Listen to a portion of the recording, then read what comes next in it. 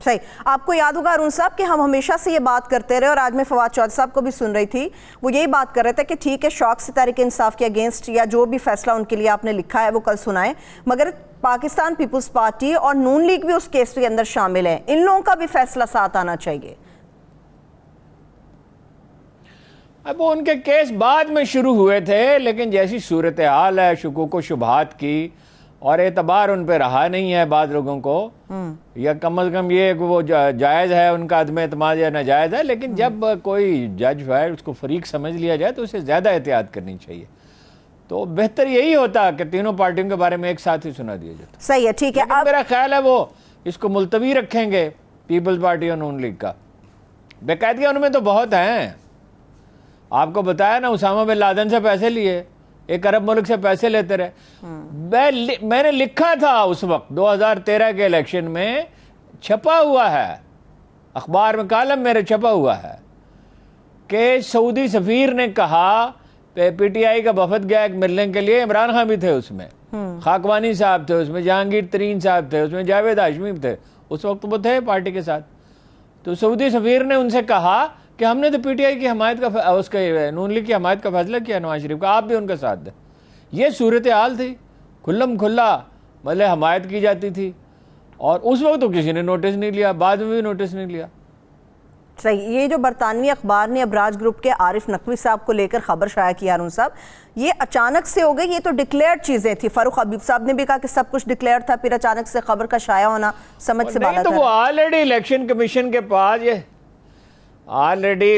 Commission के पास ये सारी तफसीलात मौजूद हैं, रिकॉर्ड पे हैं। वो कहते हैं जी इमरान खान ने पहली दफा अखबारात में छप रहा है, इमरान खान ने पहली दफा एतराफ़ कर लिया। पहली दफा कब एतराफ़ किया? वो तो रिकॉर्ड पे है इलेक्शन कमीशन के, और उसकी नोयत ये नहीं है जो साबित करने की कोशिश की जा रही है। अच्छा, दर हकीकत उसमें है ही कुछ नहीं, मेरा नहीं ख्याल है कि उसकी कोई अहमियत है। देखिए इसी अखबार में छपा है, अगर यानी चूंकि एक बरतानवी अखबार में छपा है, ये तसव्वुर दिया जा रहा है ये मुकद्दस सहीफा है, वहाँ झूठी खबर छपती ही नहीं है। और कहते हैं जी वो मुकदमा करें, वो क्यों मुकदमा करें? उन पर तो जिम्मेदारी आयद ही नहीं की अखबार ने। इसी फाइनेंशियल टाइम ने लिखा कि अगर ये उसकी हर बात को दुरुस्त माने तो फिर उसको भी दुरुस्त मान लिया जाए, कि $2 करोड़ दिए शरीफ खानदान को, नाम लेके लिखा, नवाज शरीफ साहब, शहबाज शरीफ साहब जी। यहाँ तो उन्होंने नहीं कहा कि इमरान खान जिम्मेदार है, उन्होंने कहा आरिफ नकवी ने बेकायदगी की। मैं उसकी भी नोयत वाज़ेह करता हूँ कि वो बेकायदगी है क्या, ठीक है।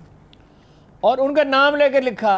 वॉल स्ट्रीट जर्नल ने लिखा 2 करोड़ रुपए, वो के इलेक्ट्रिक की फरोख्त का मामला था, वो आरिफ नकवी साहब का उससे भी ताल्लुक था, कि $2 करोड़ इनको दिए। अच्छा, $2 करोड़ ज्यादा होते हैं या $20 लाख ज्यादा होते हैं? और ये चंदा जमा करना जुर्म है या रिश्वत लेना जुर्म है? चंदा जमा करना तो कोई जुर्म नहीं है, रिश्वत लेना जुर्म है ना।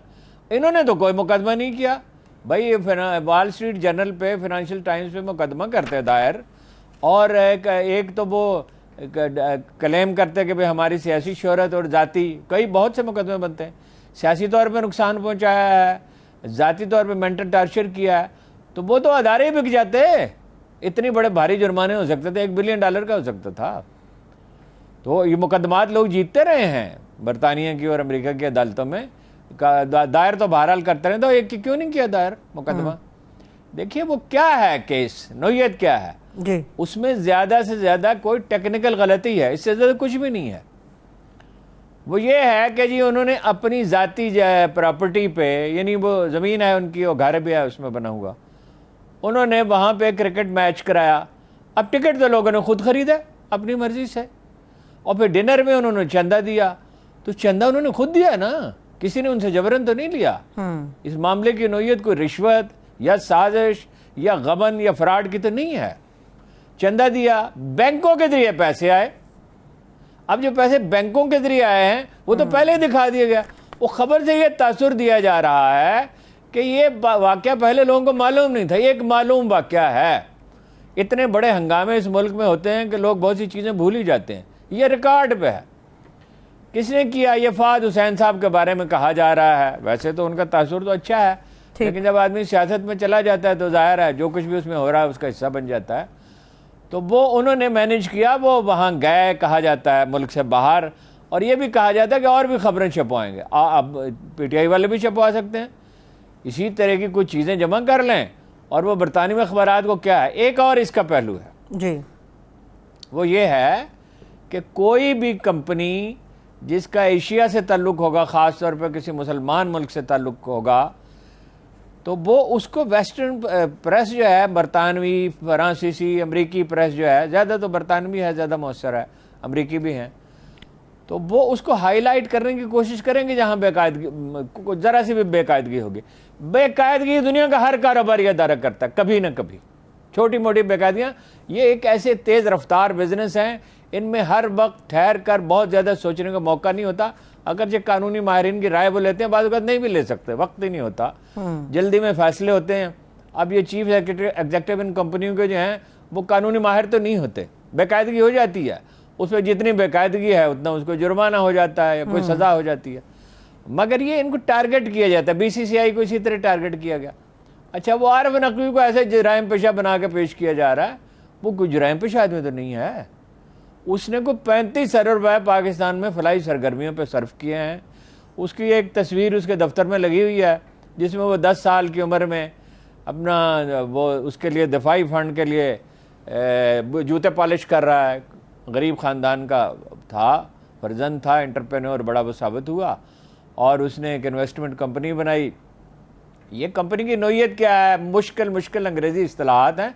सादा अल्फाज में ये है कि लोगों से पैसे लेकर, वो उनकी एक साख होती है, उनकी महारत होती है, और उसमें अगर जो लोग एतबार करते हैं तो वो उनको पैसे देते हैं, वो सरमायाकारी करते हैं। दुनिया में ऐसे बहुत से अदारे हैं। ये दुनिया की सबसे बड़ी कंपनी थी अपनी नोयत की, यानी ये ख़ास नोयत है, उसमें दुनिया की $17 बिलियन तक इनकी इन्वेस्टमेंट गई है। ठीक, और पैसे इन्होंने किसी एक पार्टी को तो नहीं दिए, कई पार्टियों को दिए और वेलफेयर पे बहुत खर्च किया। और ये मसलन मलाला यूसुफजई और 2 बच्चियां जो थी वो ज़ख्मी हुई जी, तो वो उनको लेके गए, उनकी तालीम के अखराजात बर्दाश्त किए और बहुत सी चीज़ों पे।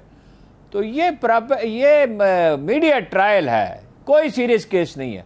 केस है तो केस मुकदमा करें ना जी, मुकदमा हो सकता है। अगर मेरी राय गलत है फर्ज कीजिए तो मुकदमा हो सकता है ना, कार्रवाई करें, हुकूमत उनकी है, कार्रवाई क्यों नहीं करते? वो ये बात ही गलत है कि ये नया वाक़या है, ये कोई नया वाक़या है ही नहीं, ये बरसों पुराना वाक़या है। ये पैसे कब आए थे? ये पैसे तो आए 2012-13 में, शायद 14 में भी कुछ। 14 में ये केस, तो 14 में हो गया था। ताज़ा वाक़या से तो इसका कोई ताल्लुक ही नहीं है। हाँ, सही है, सही, ठीक है। लेकिन हारून साहब, जो बुनियादी नुक्ता जिसके ऊपर इख्तलाफ कर रही मौजूदा हुकूमत भी और शायद जो नाक़िदीन है तहरीक इंसाफ के, उनका मकसद ये है कि डोनेशन हासिल करने से कोई मसला नहीं है, कोई तकलीफ नहीं है, मगर जिस मकसद के लिए इस डोनेशन को हासिल किया गया वहाँ पर इस्तेमाल नहीं किया गया, सिर्फ उसका हिसाब चाहिए। नहीं, किसके लिए इस्तेमाल किया गया? पार्टी के लिए इस्तेमाल किया गया ना, और किस लिए इस्तेमाल किया गया? कहाँ इस्तेमाल किया गया है इसको?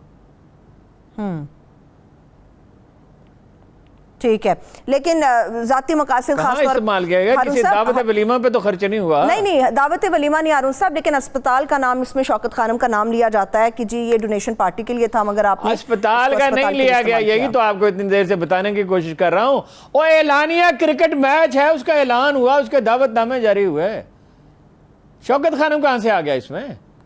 ठीक है, ठीक है। अब जो शौकत खानम को कोई पैसों की कमी है?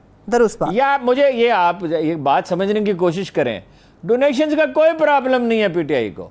ओवरसीज पाकिस्तानी 70-80%, मिनिमम 70%, बाद लोगों का अंदाजा 80% या उससे कुछ ज़्यादा, वो उनके साथ हैं। डोनेशंस का उनका प्रॉब्लम ही नहीं है। इमरान खान जाएं, इंग्लैंड जाएं, अगर 2 डिनर करें तो इतने पैसे जमा हो जाएंगे। ये क्या मसला है? सही है, ठीक है। चलिए, चीफ इलेक्शन कमिश्नर का जो तनाज़ा है हारून साहब, उसके ऊपर मौजूदा हुकूमत का स्टांस ये है कि शायद इसलिए उनके ऊपर इतना दबाव बढ़ा रही है तहरीक इंसाफ के मन मर्जी का फैसला हासिल कर सके। हालांकि इखलाकी पोजीशन भी उनकी दुरुस्त है और कानूनी लिहाज से भी वो अपने फैसला तो वो लिखा हुआ पड़ा है। नहीं, फैसला तो वो लिखा हुआ पड़ा है, अप्रैल में फैसला तो हो गया था, फैसला तो हो चुका है, तब दबाव से फैसला बदल कैसे सकता है? दबाव कब से बढ़ाया हुआ है ना हारून साहब उन्होंने चीफ इलेक्शन कमिश्नर के ऊपर कि ये मुतनाज़े हैं। नहीं तो मुतनाज़े हैं ना वो, इसमें डाउट है? उसके मुतनाज़ा होने में कोई शुबा है? इखलाकी पोजीशन उनकी क्या है? आप समझते हो उन्हें मुस्ताफ़ी होना चाहिए? मैं तकरीबन 3 दफ़ा तो इस प्रोग्राम में कह चुका हूँ, अभी कोई शक इसमें बाकी है कि मेरी राय क्या है। कानूनी ऑप्शंस तो उनके मैं पास हैं कई हारून हफ्तों साहब से ओहदे कह पर रहा हूँ कायम कि रहने मुस्तफ़ी के, होना चाहिए। कानूनी लिहाज से तो वो ओहदे पर कायम रह सकते हैं अपने, कानूनी लिहाज से वो अपने ओहदे पर कायम रह अच्छा, सकते हैं। शौक से रहें, अगर आपकी यही राय है तो ठीक है, उनको हो जाएगी इस प्रोग्राम से इत्तला, उन्हें आपकी राय अगर वो मानते हैं तो रहें इस ओहदे पे। नहीं हारून दूर साहब, शौक से रहें, वो रह सकते ही नहीं है। हुकूमत नहीं रह सकती तो वो कहाँ रहेंगे? जुडिशल कमीशन में चले जाएं, जुडिशल कमीशन की काउंसिल में चले चीज़ों का जाएं, वहाँ जाएं। अखलाकी जवाब भी देखना होता है। सिर्फ इलेक्शन कराने, उन्होंने उनकी साख ही कोई नहीं तो इलेक्शन कैसे करा लेंगे? ठीक